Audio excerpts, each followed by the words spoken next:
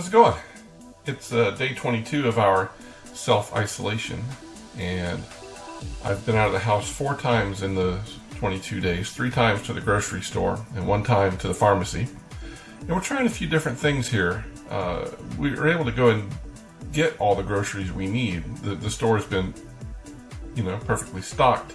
But we're trying some other methods as well to get some food in here and try some different mechanisms for making dinners. So tonight, we're going to take our first try at having a Blue Apron meal.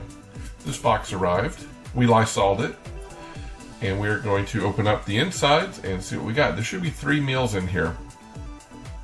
Tonight we're going to make the chicken and potatoes meal, and then we've got one that are pork burgers.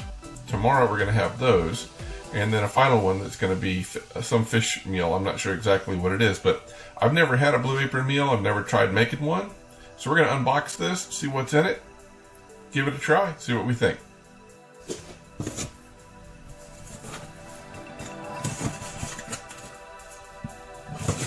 The box is fairly heavy. I expect there's some sort of icing mechanism in here to keep the food fresh. Nice thermal bag that's sealed. The food's not very cold, but it has been sitting for a little bit after being Lysoled, so I am a little worried about that. Now we have a bunch of stuff in very small little things. A lot of this says keep refrigerated, so I'm a little bit concerned about it, especially with having fish and pork.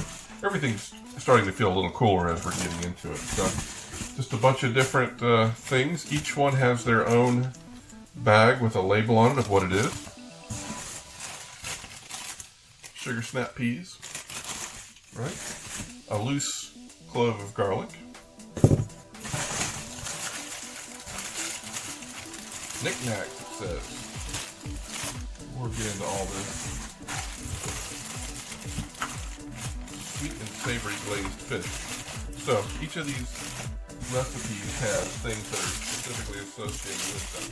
So I'm just going to keep unpacking this, hoping that there's instructions. There's a sweet potato, a couple of sweet potatoes, another sweet potato. That's a lot of sweet potatoes.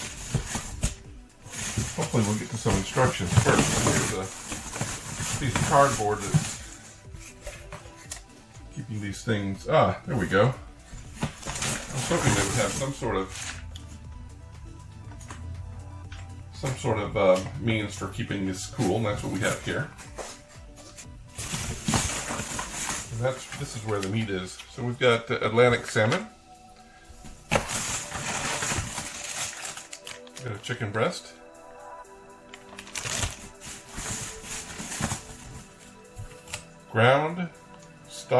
Mexican style ground chorizo. And an onion. And more ice. So I got 1 chicken breast and a bunch of fixins here.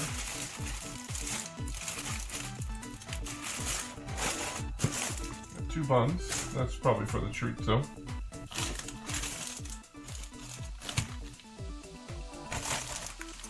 Some kale, I guess. There's really no instructions on what I'm doing here. Knickknacks. Seared chicken and mashed potatoes. Knickknacks. Knickknacks. Pork chorizo burgers.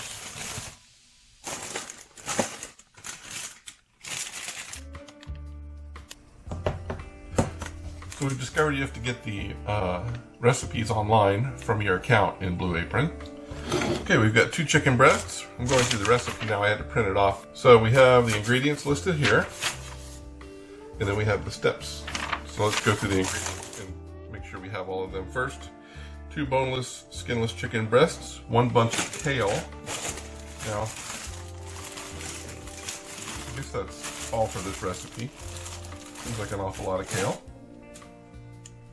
2 tablespoons of butter. So seared chicken and mashed potatoes, I think this is our knick-knack thing for that. Persian cucumber, that is not. Sweet and savory glazed chicken, that is not. So it looks like we have chicken, kale, red potatoes, and our knick-knack bag, which I'm going to read off the other ingredients from this. Now this is all the little doodads and spices and stuff that go with this. So let's take a look at what we have. So, 2 tablespoons of butter, small batch European style butter. Okay. 2 tablespoons of crème fraîche. I don't know what that means. Here it is. Crème fraîche. That is French style cultured cream. 2 tablespoons sour cherry fig spread. Each in these individually wrapped containers. Now, what are the ingredients in this? Fig, cane sugar, fruit pectin, citric acid, lactic acid, absorbic acid, antioxidant. May contain occasional fig stem or stem fragments. Crafted with Aegean figs. Fascinating. Looks like the ingredients are fairly simple. I was hoping and glad that we're not seeing all kinds of chemical names and preservatives and all that. So the food looks like it's pretty fresh and pretty natural. Red potatoes we got. 2 cloves of garlic. Well, we got this entire thing of garlic. I suspect it's going to be used for several recipes. 2 tablespoons of red wine vinegar, which we have here. And 1/4 teaspoon of crushed red pepper flakes. So, looks like all the ingredients are here. We don't have to measure anything. It's all ready to go. So now we're going to follow the instructions and see what they say. Prepare the ingredients and start the sauce. Fill a medium pot 3/4 of the way up with salted water. Cover and heat to boiling on high. Wash and dry the fresh produce. Peel and roughly chop 2 garlic cloves. Separate the kale leaves from the stems. Discard the stems. Roughly chop the leaves. Medium dice the potatoes. In a bowl, whisk together the sour cherry or fig spread, half of the vinegar, and 1/4 cup of water. Alright, so I don't know. Cook and mash the potatoes. So we're not going to peel these potatoes. If we peel those potatoes, there would be nothing left. So we're going to leave the skin on. Besides, that's where all the vitamins are anyway. Your mother told you that. You know that.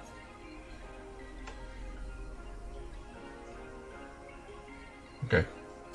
So I got a lot of chopping to do. While this takes away the measuring, it does not take away the prep work. So I have to chop. I have to mince some garlic. And chop the kale leaves and dice the potatoes. So let's do that. We'll get that started. I believe all of this kale is for this particular recipe, but we do have to cut out the spines. So we'll go ahead and do that before we wash it.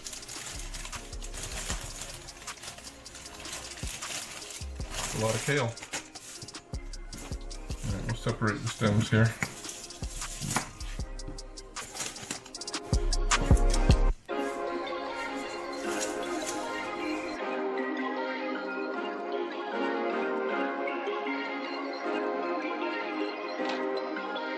Perfect.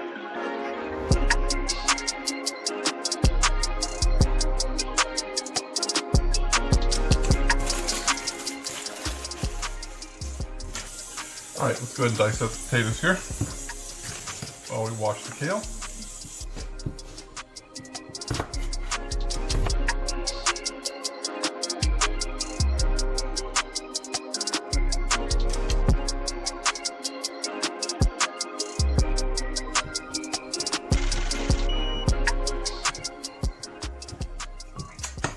All right, potatoes are cut up. The water is boiling, or on its way to being boiling, and it does say to wash and dry the fresh produce, so we did that on our own, but it says to do it as well. So we're going to chop the garlic really quickly.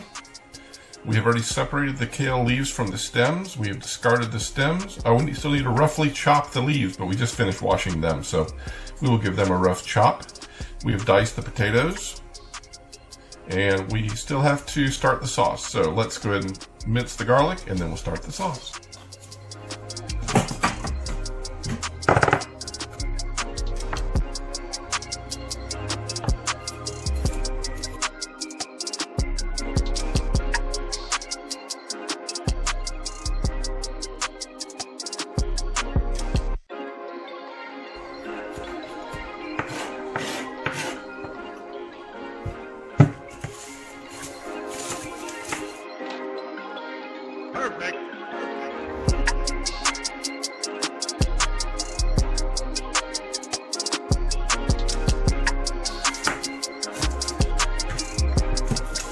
Seems roughly chopped to me.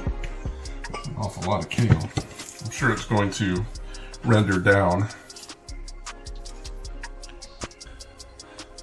Now, the last thing we have to do so far here is, sorry, just checking my batteries. Start the sauce. Okay, so it says in a bowl, whisk together the sour cherry or fig spread, half the vinegar, and 1/4 cup of water. Okay, let's get a bowl.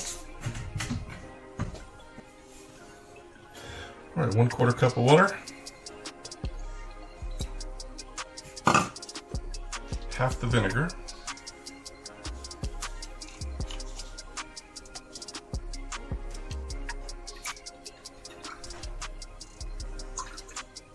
okay, and the fig spread.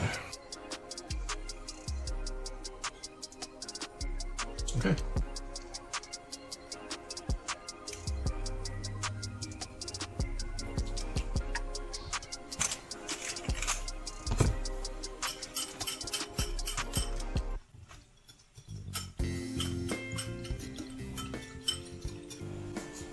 Yeah, we're just waiting for the water to boil. The next step will be to cook the potatoes, and then we'll have a 16 to 18 minute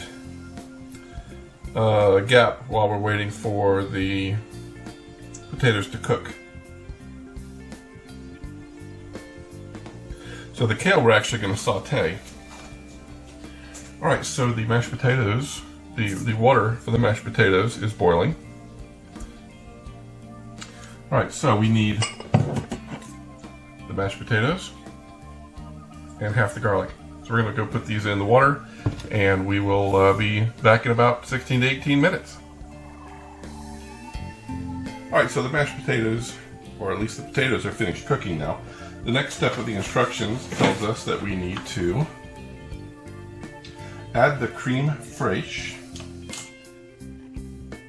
and 1/2 teaspoon of olive oil, and season with some salt and pepper, and then mash the potatoes. So let's make some mashed potatoes. So basically sour cream is what it looks like.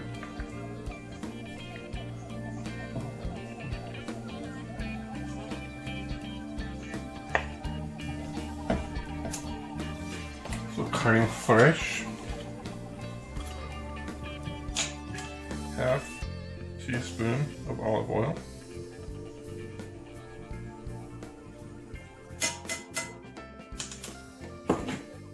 a little bit of salt, a little bit of pepper,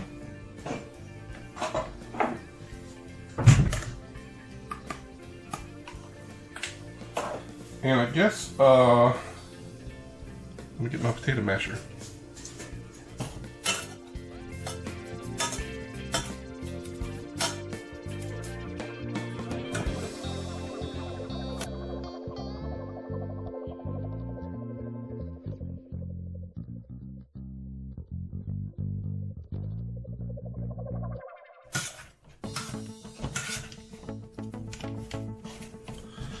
All right.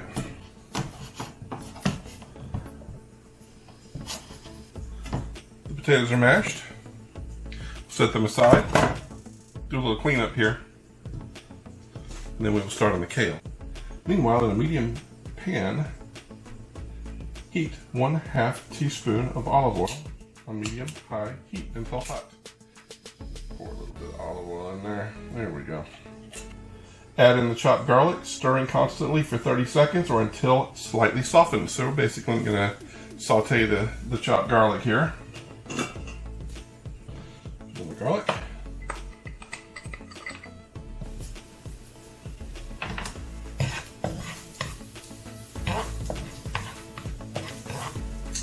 Alright, so the garlic is starting to get a little crisp. So let's go ahead and start putting the kale in. And we're going to, as this wilts and reduces down, we're going to add in the red pepper flake. Now it says add as much as you'd like up to how spicy you want it. I'm going to add it all.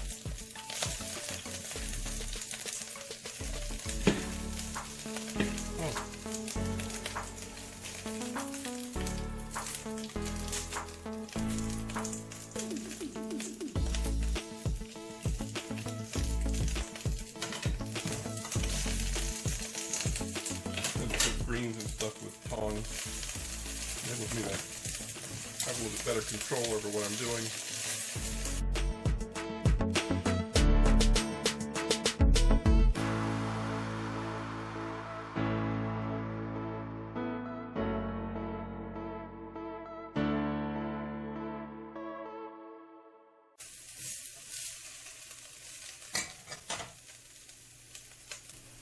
Alright, I would consider this slightly wilted, so the next step of this says to add the remaining vinegar and 1/4 cup of liquid, stirring constantly.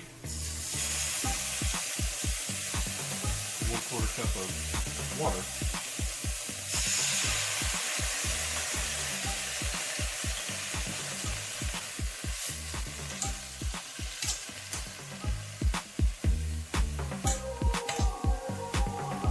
This until the kale is wilted and the liquid is boiled off.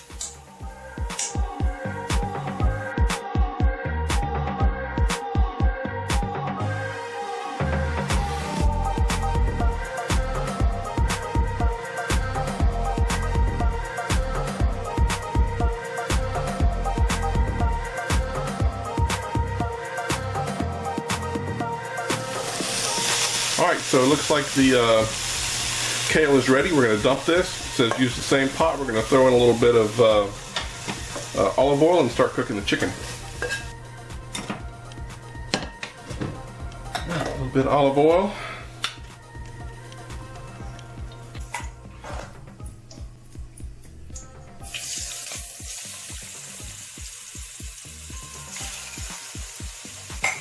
More salt. A little more pepper.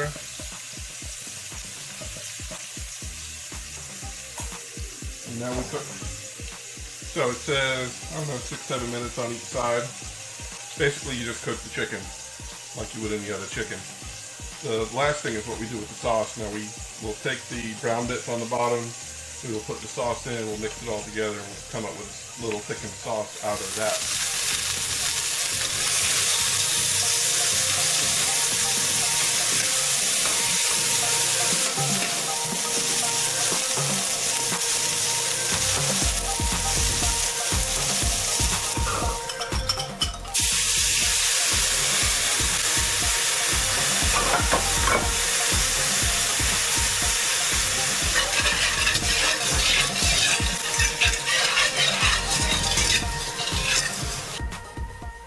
Okay, we just pulled the chicken off and we added the sauce. So the sauce is now reducing down with the fond. That is the brown bits that are left over from the cooking of the chicken. 2 to 3 minutes or until slightly thickened. Then we add in the butter and then it's done and we put it over the chicken. In the meantime, I'll be serving the rest of the meal.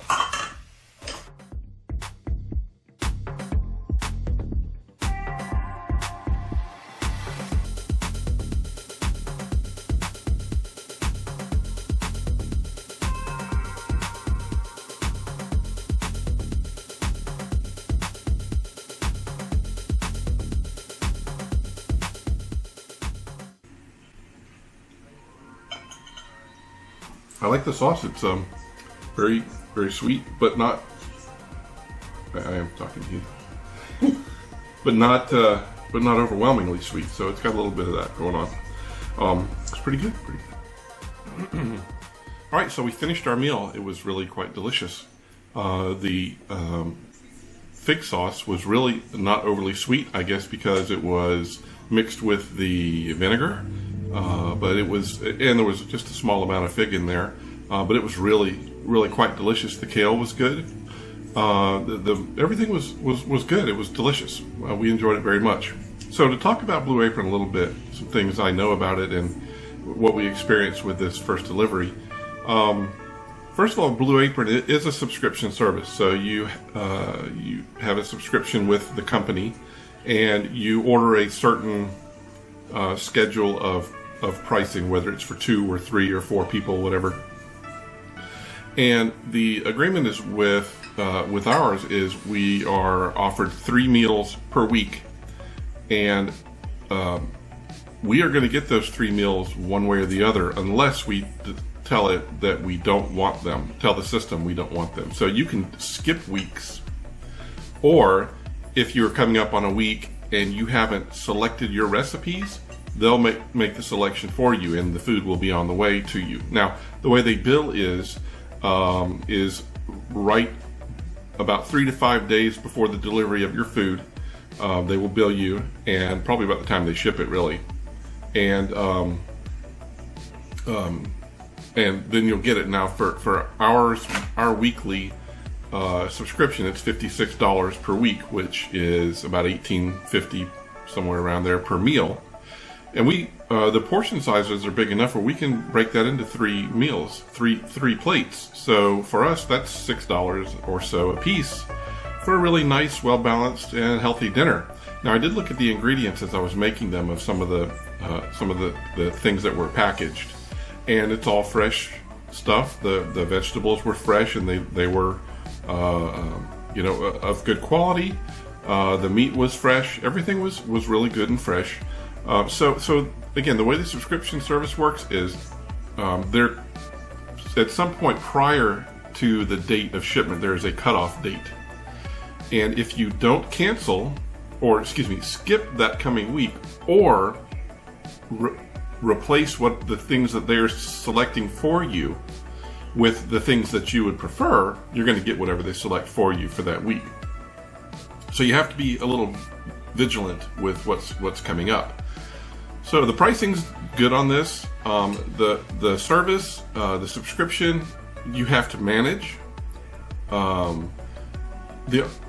The food, when it gets here, I mean, it's all, the great thing about it is it's all pre-measured, and it's all, there are certain things like the fig paste that we use for the sauce. That would, if I were to go out and buy that, I would have to buy a bottle or a jar of it, and it would be probably fairly expensive, and I would use just that tiny bit, and then I would have the rest left, and then I would have to either use it up or have it go bad or whatever. It's going to be more than you're going to need. So it gives you just exactly the ingredients you need for that thing, and then there's no leftover ingredients. So that's a good thing. One of the bad things about all this is it all comes packaged in plastic. So all the ingredients are in some form of plastic, some of it in plastic. So there's a lot of plastic byproducts. It's all recyclable, which is fine. It comes with these big ice blocks in it, which are in a plastic. The ice blocks are water, so you can just snip the corner once it's thawed out, let the water down the drain, and you have, again, more plastic to recycle. And as long as things are really getting recycled, then that's probably okay. So that aspect of it is a downside.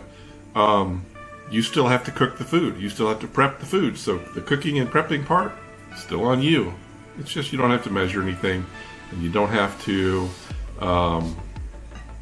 have the, go out and buy the ingredients, have them left over, whatever. So if you're a busy family, if you don't want to have to go out and find all this stuff, if you're in the environment like we're in, self-isolating, where we don't want to go out, this is pretty good. And I will say, with the current situation, there are some delays in the shipping. I think this was supposed to be here maybe 2 days before it actually arrived. So I also suspect there's probably a strain on their logistics aspect of this. There's probably a lot of people who are tapping into this as a means of feeding their families. And so you can, in this time, you can expect delays, but I don't think that's going to be something that is consistent across the board. Overall, I would say a thumbs up. I think as long as you manage your account and actually cook and eat the food that you get, then it's a winner. I don't know, that's all I got to say. I may make videos for the other 2 recipes we're going to make. We've got one that's a chorizo burger, sounds good, and one that's a salmon dish. I may make videos for that. I don't know. If you don't see them, don't hold it against me. But in the meantime, we're still surviving. Here we are, day 22. All right, on that note, we'll see you later.